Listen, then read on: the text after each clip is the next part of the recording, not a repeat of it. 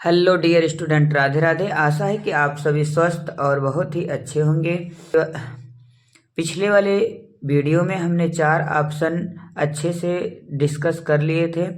आज हम 5वें ऑप्शन की बात करें तो यहाँ से हल करना स्टार्ट करते हैं। तो किसी दर्पण से आप चाहे कितनी दूरी पर खड़े हों, आपका प्रतिबिंब सदैव सीधा प्रतीत होता है। संभवतः दर्पण है।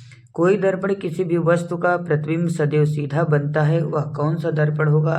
आपके ऑप्शन दिए गए हैं। केवल समतल में, केवल अवतल में, केवल उत्तल में, या तो समतल अथवा उत्तल। तो इसका उत्तर प्राप्त करने के लिए तो हम देखते हैं क्योंकि समतल दर्पण में आपका प्रतिबिंब आभासी, सीधा तथा वस्तु के बराबर होता है।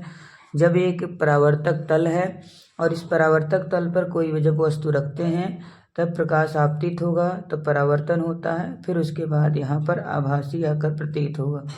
तो इस प्रकार से हम समतल दर्पण में देख सकते हैं इसका एक प्रतिबिंब, और फिर हम आभासी उत्तल आपका उत्तल दर्पण में भी देख सकते हैं।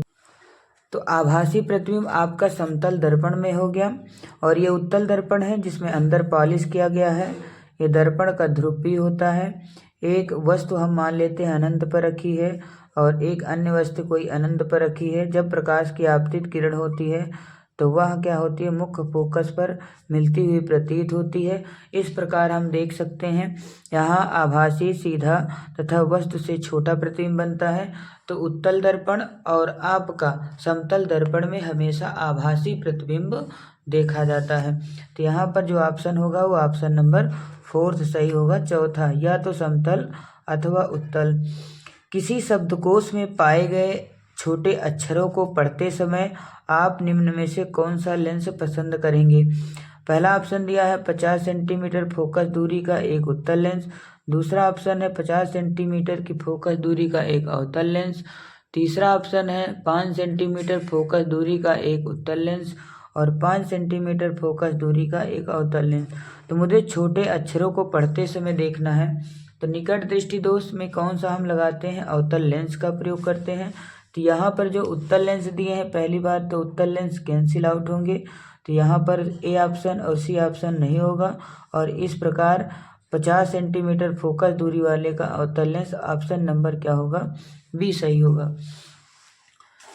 7वें प्रश्न की बात करें, 15 सेंटीमीटर की 7वां प्रश्न है आपका, अंकित प्रश्न है। 15 सेंटीमीटर फोकस दूरी का एक अवतल दर्पण का उपयोग करके हम बिंब का सीधा प्रतिबिंब बनाना चाहते हैं। तो 15 सेंटीमीटर फोकस दूरी का एक अवतल दर्पण है, तो हम एक अवतल दर्पण का निर्माण कर लेते हैं। अब प्रतिबिंब को मुझे सीधा प्राप्त करना है, तो 5 स्थितियां तो ऐसी हैं जिसमें आपके वास्तविक उल्टा ही बनता है। एक 6वीं स्थिति होती है जब वस्तु को दर्पण के ध्रुव, जब वस्तु को, ये आपका अवतल दर्पण है, जब वस्तु को कहाँ रखा जाता है?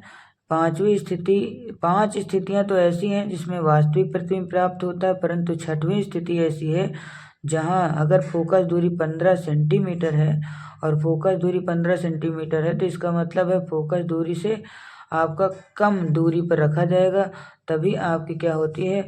आभासी प्रतिबिंब बनता है। और ये आपकी 6वीं नंबर स्थिति होती है। ये वक्रता कैंसी है, जिस मार्ग से आती है उसी मार्ग से वापस लौट जाती है। इस प्रकार दर्पण के पीछे आभासी प्रतिबिंब बनता है, वो भी अवतल दर्पण का 6वीं स्थिति, जब वस्तु दर्पण के ध्रुव तथा मुख्य फोकस के बीच होता है।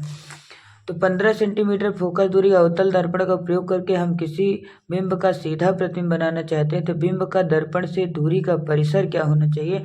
तो 15 सेंटीमीटर से कम दूरी पर होना चाहिए। प्रतिबिंब की प्रकृति आभासी, सीधा वस्तु से बड़ा होगा, प्रतिबिंब से बड़ा है, और इस स्थिति में इस प्रकार किरण आरेख तो हम बना सकते हैं। वस्तु को फोकस दूरी 15 सेंटीमीटर से कम रखी जाएगी और दर्पण के ध्रुव तथा मुख्य फोकस के मध्य होगा, तो प्रतिबिंब कैसा होगा? आभासी, सीधा और वस्तु से बड़ा बनेगा।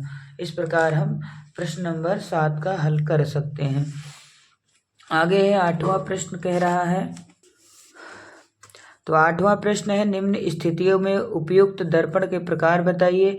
किसी कार के अग्रदीप, किसी कार में अगर हेडलाइट होती है तो हेडलाइट में आपकी क्या होती है? अवतल दर्पण होता है, क्योंकि वहाँ पर हमें चीज़ों को बड़ा देखना है और दूर तक देखना है, क्योंकि प्रकाश की किरणें फैल सकती हैं। तो इसका मतलब है कि मुझे अग्रदीप, अगर गाड़ी की हेडलाइट में बात करें पीछे दर्पण देखने के लिए तो उत्तल दर्पण का प्रयोग होता है, बट हमें गाड़ी के जो अग्रदीप हेडलाइट होता है, किसी कार का अग्रदीप हेडलाइट या 2 व्हीलर्स हो या 4 व्हीलर्स हो तो उसके जो हेडलाइट्स आगे होते हैं, जो आगे लाइटें लगी होती हैं, उसमें अवतल दर्पण का प्रयोग होता है।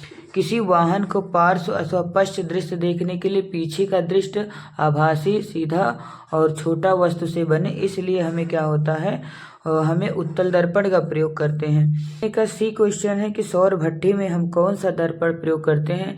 तो सौर भट्ठी में वस्तु को बड़ा देखना, अर्थात हमें अवतल दर्पण का प्रयोग किया जाता है। किसी उत्तल लेंस का आधा भाग काले कागज से ढक दिया जाए, तो हम एक उत्तल लेंस बना रहे हैं और उसको कागज के आधे भाग को हम ढक रहे हैं। तो एक आपका क्या बना लें, उत्तल लेंस। किसी उत्तल लेंस का आधा भाग काले कागज से ढक दिया जाए, क्या यह लेंस किसी बिंब का पूरा प्रतिबिंब बन पाएगा।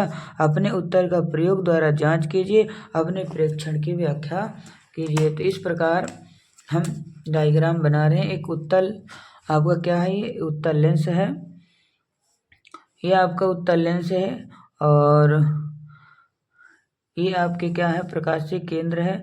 और इसको क्या कहते हैं, आधे भाग को कागज से क्या कर दिया जाए, ढक दिया जाए, काला कर दिया जाए। जब प्रकाश की किरण आपतित होगी तो लेंस से अपवर्तन के पश्चात द्वितीय फोकस से होकर जाएगी। एक अन्य प्रकाश की किरण जब निकालेंगे तो प्रकाशीय केंद्र से होते हुए वो सीधे निकल जाएगी बिना विचलित हुए, अतः जहाँ काटती हैं एक दूसरे को इंटरसेप्ट करेंगे वहीं प्रतिबिंब बनेगा। इस प्रकार हम कह सकते हैं कि वो क्या होता है, लेंस किसी बिंब का पूरा प्रतिबिंब बन पाएगा। तो हाँ जी, लेंस का पूरा प्रतिबिंब बन पाता है।